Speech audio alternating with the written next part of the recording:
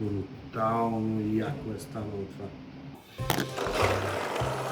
Коледните празници идват и ви трябват играчки за коледната елха. Що да не си ги направите и вие? Ето такива, например. Това са 3D принтирани играчки за коледна елха, които стават доста лесно и бързо. Отнемат сравнително малко време, много са ефектни и са доста леки. Но най-важното е, че са много здрави.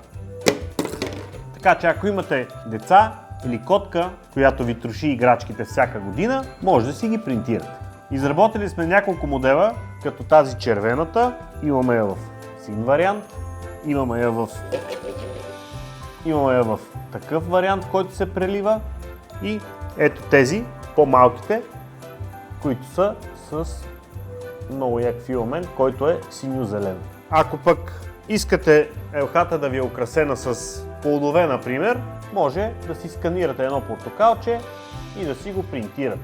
Ако пък нямате 3D скенер, а пък имате принтер и искате скенер, в сайта на Технократи има вече 3D скенери, може да ги разгледате и ако ви потрябва да си го купите. Нямате коледно дърво, що да не си принтирате едно малко коледно дърво.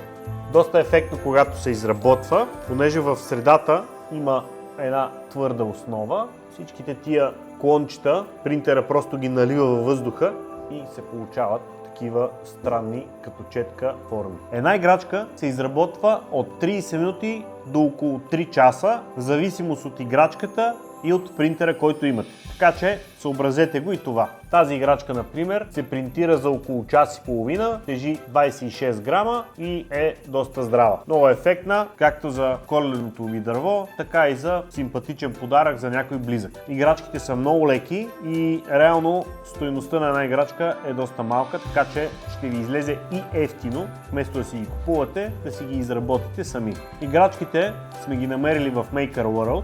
Долу в коментарите може да тракнете по една снимка на вашите играчки, за да ни покажете какво сте си изработили вие. Весели празници!